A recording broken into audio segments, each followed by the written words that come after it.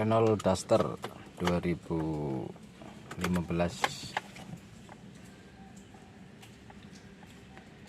Keluhannya susah hidup di starter awal, jadi buat di starter awal dia susah hidup. Ini coba kita starter ya.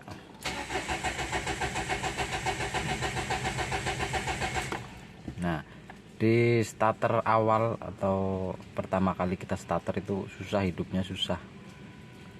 Biasanya di bagian sensor udah malfungsi atau sudah tahanannya udah mulai lemah ya, jadi dia nggak bisa ngasih informasi posisi piston apa atau posisi langkah hisap dari sensor camshaft ke ECU, jadi tidak bisa ngirim sinyal, sudah nggak bisa ngebaca sensornya.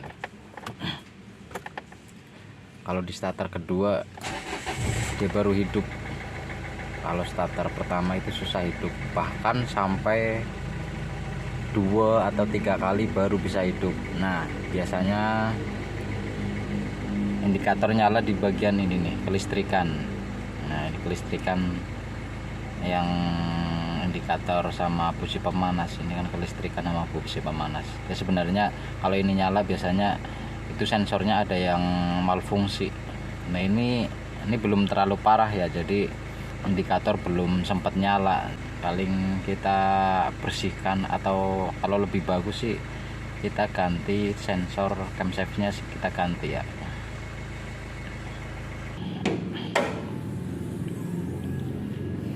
Letak posisi sensor camshaft ada di sini nih, di sebelah mounting. Nah, ini sebelah mounting atas ya. Nah, ini soketnya nih. Nah, sensornya ada di sini nih. Letaknya ada di atas poros camshaft. Itu fungsinya buat ngebuka katup hisap dan katup buang atau palep. Nah, itu dia. Kalau yang crankshaft itu ada di bawah, jadi kalau yang crankshaft itu beda lagi. Kalau crankshaft itu buat poros yang buat ngendaliin atau menggerakkan piston ya. Nah, kalau yang camshaft baru ini buat ngebuka atau menutupnya palep katup intake sama katup buang. Nah, ini sensornya ada di sini nih. Nah, kita coba ganti sensor camshaft ya, karena ini mobil usia sudah mencapai 5 tahun. Biasanya tahanan dari sensor itu sudah mulai lemah, jadi sudah nggak bisa ngebaca, jadi posisi piston ada di mana, jadi buat ngirim ke ECU itu udah lemah, tahanannya juga udah lemah. Nah, ini kita coba ganti ya, ganti yang baru. Sensor camshaft baru ori dari Renault. Ini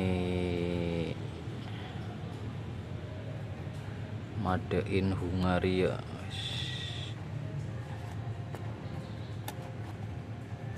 Impor dari luar nih. Inden kalau beli yang ori itu inden. Kalau di online itu saya cari itu nggak ada ya, apalagi di bengkel-bengkel biasanya ada di bengkel resmi itu aja inden selama, kalau paling cepet itu 1 bulan, kalau paling lama itu 3 bulan ya. Pokoknya antara 1 bulan sampai 2 bulan itu baru dapat nih sensornya nih. Karena ini belum terlalu parah ya kerusakannya, jadi sekalian ganti deh. Kalau nunggu kerusakan parah ntar nyari spare partnya susah. Inden lama 2 sampai 3 bulan, wah keburu mobilnya sudah nggak enak, geter. Nah, ini kita coba buka ya.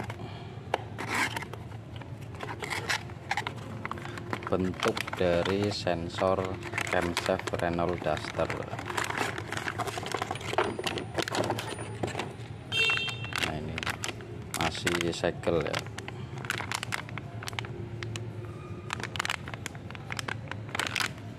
Ori. Kita coba buka.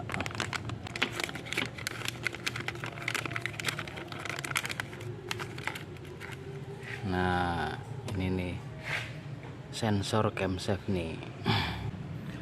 Nah, ini kan fungsi dari sensor camshaft, fungsi yang paling utama kan buat mengendalikan langkah hisap pada saat pembukaan injektor ya. Jadi pas dimana saat yang tepat buat menginjeksikan bahan bakar ya. Jadi ini pas posisi mesin mati, dia langsung ngedeteksi posisi piston itu ada di mana, ada di TMA atau TMB ya. Jadi posisi di atas atau posisi di bawah pistonnya. Jadi kalau seumpama dia posisi piston ada di atas, otomatis kan proses selanjutnya di langkah hisap. Nah, inilah kalau seumpama ini kondisi baik, sensornya dalam kondisi baik, dia akan ngirim sinyal ke ECU bahwa posisi piston itu ada di TMA, itu titik mati atas ya. Kalau seumpama sensor camshaft bermasalah, gejala-gejala yang timbul biasanya dibuat starter awal itu susah, seperti yang tadi saya alamin ya. Bahan bakar jadi boros karena tidak bisa menentukan kapan menginjeksikan bahan bakar yang tepat. Jadi kalau error kan otomatis menginjeksikan bahan bakar, injektornya juga error, ngirim sinyal ke ECU juga salah, jadi nggak tepat ya, nggak akurat. Terus tarikan juga jadi lemot, atau tarikan juga jadi akselerasinya jadi berkurang ya. Terus ada lagi biasanya di indikator cek engine atau indikator kelistrikan itu biasanya nyala kalau sudah biasanya kalau sudah parah, biasanya indikator sampai nyala, terus buat tarikan tiba-tiba hilang, pada saat jalan tiba-tiba mobil mati mendadak. Nah, itu gejala sensor camshaft mulai bermasalah atau sudah lemah ya, jadi sudah tidak bisa ngebaca. Intinya fungsinya begitu ya. Sekarang tinggal coba kita pasang. Nah, cara masangnya juga termasuk mudah ya. Nah, ini alatnya hanya kunci pas ukuran berapa ini, ukuran 8 mm, dan kunci sok, mata kunci sok ukuran sama 8 mm, karena ini bautnya juga baut 8 ya.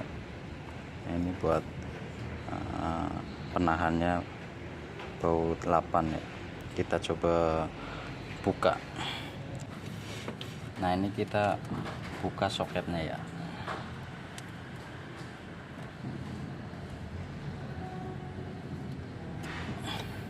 Nah, ini tekan, tarik, pas. Nah, baru kita pakai kunci ring pas ukuran 8 mm.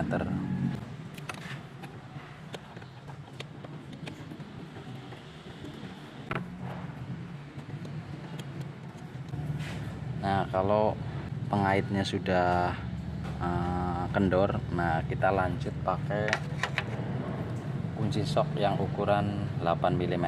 Kita masukin aja, kita tinggal putar.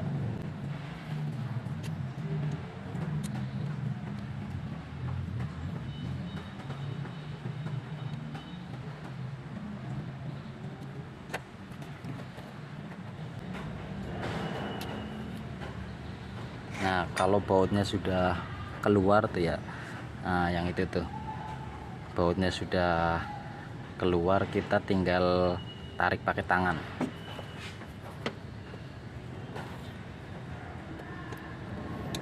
Sambil putar, tarik pakai tangan.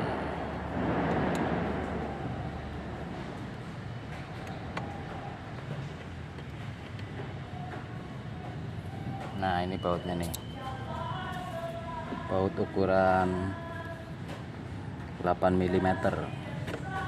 Kita tinggal lepas sensor camshaft.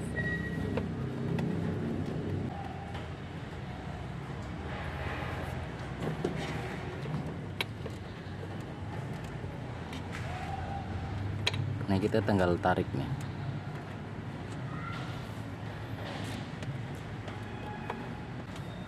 Nah ini nih keluar. Nah ini sensor camshaft yang lama nih. Nah ini kemarin udah sempat saya bersihkan ini ya, ini kan kotor, sempat saya bersihkan, itu udah normal lagi ya.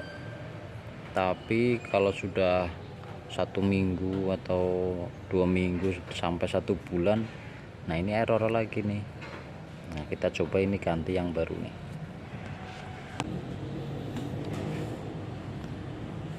Nah, ini sensornya ini kan pakai magnet ya nih. Kalau ditempelin ini ada medan magnet. Nah kalau diadep-adepan kayak gini nggak bakalan bisa nyatu karena menolak nih. Ada magnetnya di dalam. Ini kalau kayak gini dia nempel. Kalau ini menolak.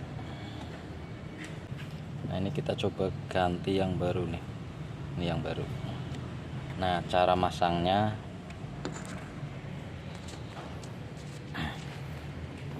nah ini cara masangnya gini nih. Posisinya ini yang lubang poros camshaft ini yang buat ngebaca sensornya di sini nih, di batang ini. Nah kita masukin posisinya kayak gini. Nah bautnya ada di sini. Nah soketnya di belakang nih. Posisinya tinggal masukin aja ntar.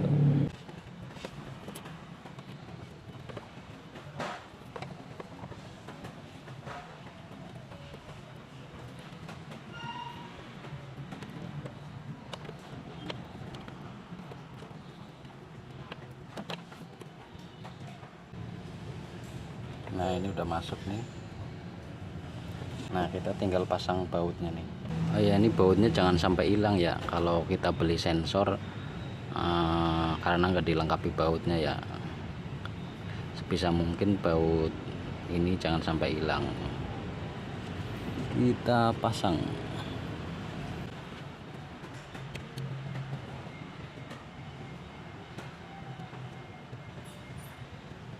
Nah kalau sudah masuk baru pakai kunci mata sok, tinggal masukin, putar sampai mentok.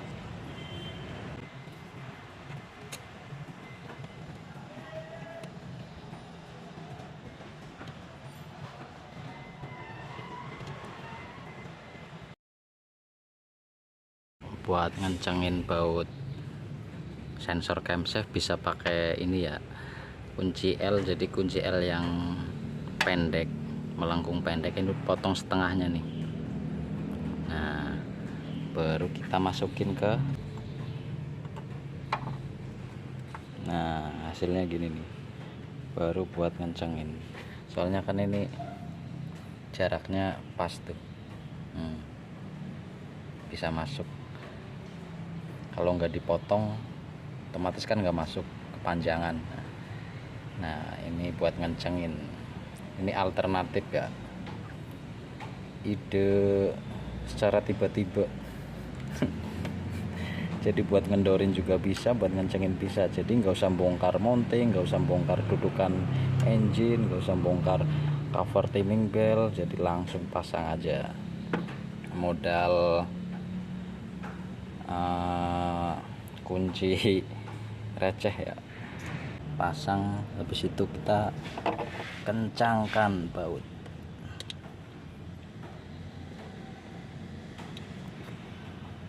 Nah ini loh, kencangkan.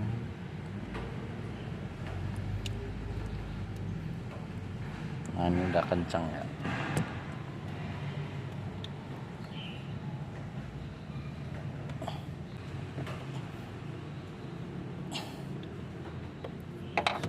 Nah ini tadi baut sensornya udah terpasang, udah kencang ya.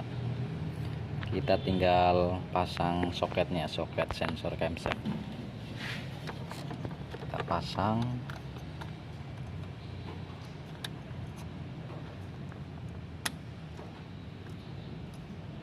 Nah sudah terpasang ya.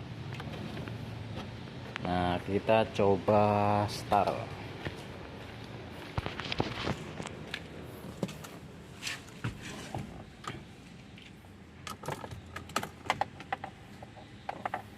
kita starter.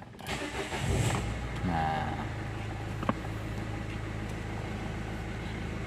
berarti benar dari sensor camshaft-nya sudah mulai lemah, jadi tahanannya sudah mulai lemah.